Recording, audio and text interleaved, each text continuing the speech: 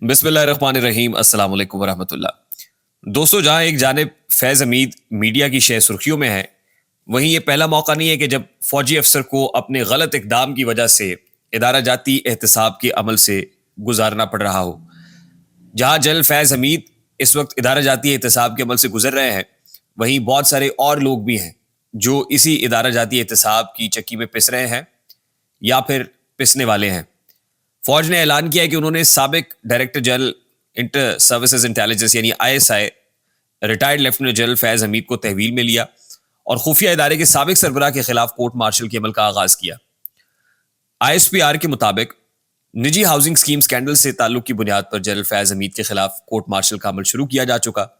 गुज़श्ता रोज जो ताज़ा तरीन बयान आया उसमें ऐलान किया गया कि जनरल फैज हमीद के सिलसिले में मजीद 3 आला फौजी अफसरान को फौजी तहवील में ले लिया गया है। अब मुतलका निजी हाउसिंग सोसाइटी जो टॉप सिटी है, उसकी इंतजामिया ने साबिक आईएसआई चीफ के खिलाफ संगीन इल्जाम आयद करते हुए दावा किया था कि वो दहशत गर्दी की मुबैना केस के सिलसिले में हाउसिंग स्कीम के मालिक कुंवर मुइज खान के दफ्तर और रिहाइश गाह पर छापे पड़वाने में मुलविस हैं, जिसमें नकदी है, सोना है, हीरे के जेवरात और दीगर कीमती सामान है, वो लूट लिया गया और फिर कुंवर मुइज को वापस भी नहीं किया गया।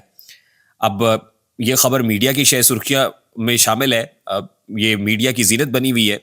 ये पहला मौका नहीं है कि जनरल फैज हमीद के अगेंस्ट यानी फौज के एक आला रिटायर्ड ऑफिसर के अगेंस्ट या फिर हाजिर सर्विस के अगेंस्ट को कार्रवाई की गई हो और वो अपनी गलत इकदाम की वजह से इदारा जाती एहतसाब के अमल से गुजर रहा हो।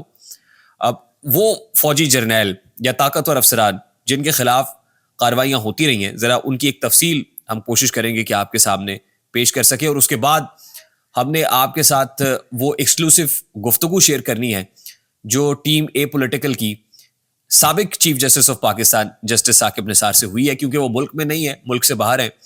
वो क्या कह रहे हैं, क्या करने जा रहे हैं, इस हवाले से भी कुछ इंपॉर्टेंट खबरें हैं, वो आपके साथ शेयर करेंगे।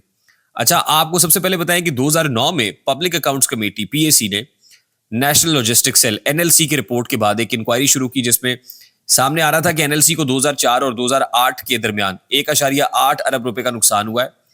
ये नुकसान कमर्शियल बैंकों के कर्जों के नतीजे में हुआ जो फिर आला शरह सूद पर पूरे किए गए और पेंशनर्स के 4 अरब रुपए स्टॉक मार्केटों में लगाए गए। इन कंपनी से गैर कानूनी तौर पर रकम मौसूल हुई जिनके जरिए सरमायाकारी की गई। पब्लिक अकाउंट्स कमेटी के अहकामात के तहत प्लानिंग कमीशन की इंक्वायरी से यह बात भी सामने आई कि एनएलसी में चेन ऑफ कमांड के गलत फैसलों की वजह से माली बेजाब्तगियां, शफाफियत का फुकदान हुआ और कवायद ज़वाबित की पाबंदी नहीं हुई। अब आपको पता है एनएलसी एक फौजी इदारा ही है जिसको फौजी अफसरान चलाते हैं। तो इंक्वायरी में साबिक quarter master general retired Khalid Munir Khan और lieutenant general retired M Afzal Muzaffar, NLC के साबिक director general retired major general Khalid Zaheer Akhtar और 2 शहरियों जिसमें नजीबुर रहमान और सईदुर रहमान है, उनके मुलविस होने की निशानदेही की गई। क्वार्टर मास्टर जनरल की जो दफ्तरी जिम्मेदारियां हैं उनके साथ साथ एनएलसी भी उन्हीं के मातहत होता है। जो भी क्वार्टर मास्टर जनरल होता है फौज में, वो नेशनल लॉजिस्टिक्स सेल का भी सरबराह उसके तौर पे काम कर रहा होता है। तहकीकाती कमेटी के नताइज के बाद उस वक्त के जो आर्मी चीफ हैं जनरल अशफाक परवेज कियानी, उन्होंने मामला कौमी एहतसाब ब्यूरो यानी नैब को देने की बजाय आर्मी एक्ट के सेक्शन 94 के तहत इन इल्जामात पर ट्रायल का फैसला किया। नवंबर 2010 में आर्मी कोर्ट ऑफ इंक्वायरी का इजलास बुलाया गया और इसके इब्तदाई नताइज फरवरी 2011 में आर्मी चीफ को पेश किए गए। इसके बाद जनरल अशफाक कियानी की तरफ से बाकायदा तहकीकात का हुक्म दिया गया और उन्होंने मुनसफाना फौजी ट्रायल की इजाजत दी। ये बड़ा ही हाई प्रोफाइल केस था। फिर 2015 में तहकीकात में सामने आया कि 2 रिटायर्ड जनरल ऑफिसर्स और एक सिविलियन ऑफिसर एनएलसी की कवायद ज़वाबित की खिलाफ वर्जी करते हुए सरमायाकारी से मुतालिक गलत फैसले करने के जिम्मेदार थे। दोनों जर्नैलों को आर्मी एक्ट के तहत सजा दी गई। खालिद जहीर को मुलाजमत से बरतरफ किया गया, जबकि अफजल मुजफ्फर ने शदीद बरहमी जो रिकॉर्ड शुदा है उसका सामना भी किया। अच्छा, उसके बाद जावेद इकबाल, जनरल रिटायर्ड जावेद इकबाल हैं, उन पर जासूसी का इल्जाम लगा। ये lieutenant general retired Javed Iqbal, उनको field general court martial FGCM जिसको कहते हैं, वो 30 मई 2019 को कौमी सलामती के लिए नुकसानदेह गैर मुल्की एजेंसीज की जासूसी हसास मालूमात अफशा करने के जुर्म में सजा। ये जो जनरल जावेद इकबाल साहब का मामला है ना, मैं आपको बताऊं बड़ा इंटरेस्टिंग था। ये जो lieutenant general retired Javed Iqbal है, बाद में ये इल्जामात गलत भी साबित हुए थे और फिर इनको रिलीज कर दिया गया था। मई 2021 में उनकी 14 साल सजा को एपलेट अथॉरिटी ने 7 साल कर दिया था और बाद साबिक army chief general Qamar Javed Bajwa ने GHQ से जो रुखसती हुई उनकी, उससे कबल इनको सजा میں مزید کمی کر کے ان کو 2.5 سال کی سزا دی. اور یوں جنرل ریٹائرڈ جاوید اقبال گزشتہ سال 29 مئی کو رہا ہوئے، لیکن army chief general Asim Munir نے ان کی سزا مکمل طور پر ختم کی اور ان کی قبل از وقت رہائی ممکن ہوئی. یعنی ان کی رہائی سے بھی پہلے ان کو ریلیز کر دیا گیا. پھر میجر جنرل ظہیر الاسلام عباسی ہیں اور ان کے دیگر ساتھی ہیں، ان کے اگینسٹ فوج نے بڑا کڑا ایکشن کیا تھا. میجر جنرل ظہیر الاسلام عباسی بریگیڈیئر مستنصر بلّہ تھے، اور کرنل محمد آزاد منہاس، کرنل عنایت اللہ خان، اور پھر ان کے تقریباً 38 فوجی افسران تھے، ساتھی تھے. ان کو 26 ستمبر 1995 کو جنرل ہیڈ کوارٹر راولپنڈی یعنی GHQ میں 30 ستمبر کو متوقع کور کمانڈرز اجلاس میں دھاوا بولنے کی سازش رچانے کے الزام میں گرفتار کیا گیا. اس مبینہ منصوبے میں اس وقت کے وزیر اعظم جو بے نظیر بھٹو تھی، اور پھر army chief general Waheed Kakar تھے، سینئر کابینہ اراکین تھے اور ملٹری قیادت ہے، ان کو قتل کرنے کی سازش بھی شامل تھی، جس کے بعد ملک میں اسلامی خلافت کا نظام رائج کیا جانا تھا اور میجر جنرل ظہیر الاسلام عباسی امیر المومنین بننے تھے. سازش کا پردہ اس وقت چاک ہوا جب حرکت الجہاد الاسلامی کے سربراہ قاری سیف اللہ اختر نے ملک کی اس وقت کی انتظامیہ کے ساتھ تعاون کیا. حالانکہ وہ خود بھی منصوبہ بندی کا حصہ تھے، لیکن ان کو بتایا، مخبری کی کہ یہ لوگ یہ سب چیزیں کر رہے ہیں، اور الٹیمیٹلی ان کو 4 سال قید کی سزا سنائی گئی. اور یہ ثابت ہوا کہ یہ ملوث ہیں. بریگیڈیئر مستنصر بلّہ کو پرٹیکولرلی 14 سال کی سزا ہوئی تھی، اور ظہیر الاسلام عباسی کو 7 سال کی سزا ہوئی تھی، جبکہ دیگر جو ساتھی ان کو 4 سال کی سزائیں سنائی گئی. اسی طرح بریگیڈیئر علی خان ہے.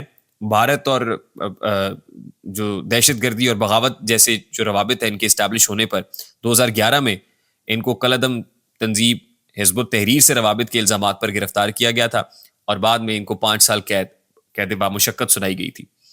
اسی طرح سے سروس سے برطرفی بہت سے لوگوں کی ہوئی تھی. ایسے بھی مثالیں ہیں جن میں لوگوں کو سروس سے ہی برطرف کر دیا گیا. جنرل ضیاء الدین بٹ ہیں، جیسے آپ کو یاد ہوگا نا، وہ طیارہ ہائی جیکنگ کیس ہوا تھا، نواز شریف صاحب کے بہت قریب تھے، اور نواز شریف صاحب ان کو chief of the army staff بنانا چاہتے تھے 1999 میں. تو جب یہ ملوث پائے گئے سارے عمل میں، تو پھر ان کو سیک کر دیا گیا تھا، برطرف کر دیا گیا تھا. اور یہ 2016 میں بھی کچھ ایسے لوگ تھے جو جنرل رحیل شریف کے دور کے اندر بدعنوانی کے الزام میں ملوث پائے گئے. 2015 میں NLC گھوٹالے میں بھی ملوث جنرل آفیسرز کو تادیبی کارروائی کے بعد سروس سے برطرف کیا گیا تھا. تو 1996 ہوا جب اصغر خان نے سپریم کورٹ میں انسانی حقوق کی پٹیشن دائر کی تھی. اس میں بھی ISI پر سیاستدانوں کے گروپ کو 14 کروڑ روپے تقسیم کرنے کا الزام تھا، اور ان الزامات میں lieutenant general retired Asad Durrani جو تھے وہ بھی شامل تھے، سابق آرمی چیف اسلم بیگ بھی شامل تھے. پھر وہ جو کاروائیاں ہوئیں وہ تو پھر تاریخ کا حصہ ہے. یہ ایک لمبی تاریخ ہے فوج میں ان کاروائیوں سے متعلق، خود احتسابی کے نظام سے متعلق. یہ حالیہ کچھ ایگزامپلز ہیں جو میں نے آپ کے سامنے رکھی ہیں. ٹیم اے پولیٹیکل نے سابق chief justice of Pakistan justice Saqib Nisar سے بھی رابطہ کیا اور بار بار ان سے جانا ہے. وہ تمام تر الزامات کو ربش اور naan sense, absolutely naan sense قرار دے رہے ہیں. ہم نے ان سے پوچھا واپس کب آ رہے ہیں، تو انہوں نے کہا کہ جی وہ دوسرے ہفتے میں، جو اگلا مہینہ ہے یعنی ستمبر کا دوسرا ہفتہ، اس میں واپس آئیں گے. پہلے جب ہم نے رابطہ کیا تو انہوں نے کہا کہ وہ آ کے اپنا جواب ریکارڈ کرائیں گے، لیکن اب ان کی رائے بدل گئی ہے، اور وہ کہتے ہیں کہ انہوں نے یہ فیصلہ کیا ہے کہ وہ اس نان سینس پہ پاکستان آنے کے بعد بھی کوئی جواب نہیں دیں گے. تاہم وہ اپنے اس موقف کے اوپر قائم ہے کہ پاکستان واپس آئیں گے. انہوں نے لندن میں کسی قسم کی سیاسی پناہ کی کوئی درخواست نہیں دی ہے. مجھے امید ہے کہ یہ خبریں جو ہے وہ آپ کے لیے یقیناً خبر بن کر ہی ثابت ہوئی ہوں گی، اور یقیناً اگر آپ اس کو لائک اور شیئر کریں گے تو یہ خبر مزید لوگوں تک پہنچنے میں بھی مدد ملے گی. اور اگر آپ ہمارے چینل کو سبسکرائب کر لیں گے اور بیل آئیکن دبا لیں گے تو ایسی بہت ساری خبریں، بہت ساری ایکسکلوسیو ڈیٹیلز آپ کی نظر سے گزرتی رہیں گی. اپنا بہت سارا خیال رکھیے گا. ٹیم اے پولیٹیکل کو اجازت دیجیے. السلام علیکم ورحمۃ اللہ.